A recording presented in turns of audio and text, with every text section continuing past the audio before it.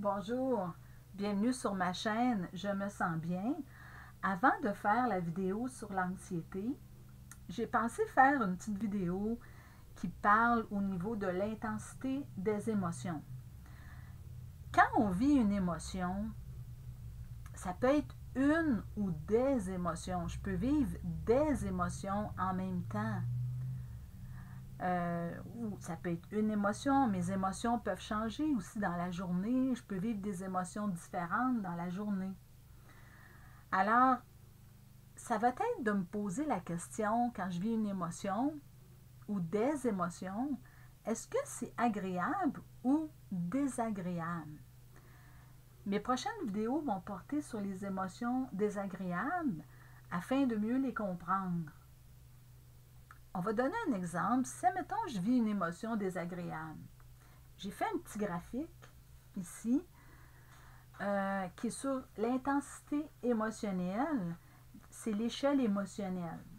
J'appelle ça comme ça, l'échelle émotionnelle. On va donner un exemple. Je vis une émotion désagréable. On va dire que c'est la colère. Je vis de la colère. Bon, ben, ça va être de me dire à quel niveau d'intensité je la situe. Est-ce que c'est à un niveau 3? Est-ce que je vis mon émotion désagréable au niveau 6?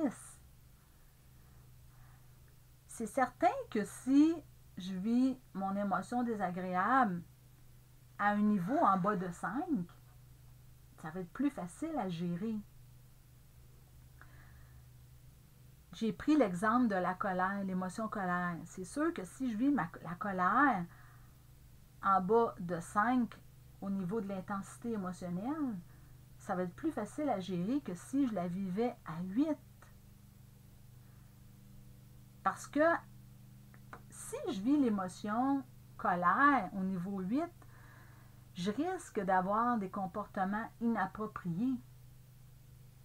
Je pourrais, par exemple, dire des mots à quelqu'un. On va dire, je suis en colère par rapport à quelqu'un, une personne. Je risque de dire des choses qui dépassent ma pensée.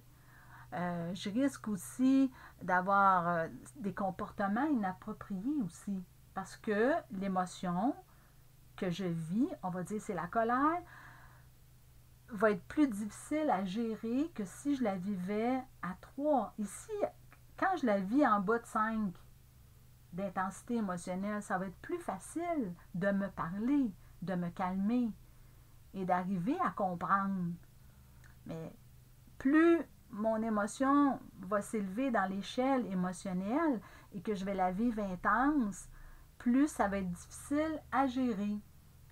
Alors, ça va être important de se demander, à chaque fois qu'on vit une émotion désagréable, à quel niveau d'intensité je vis mon émotion.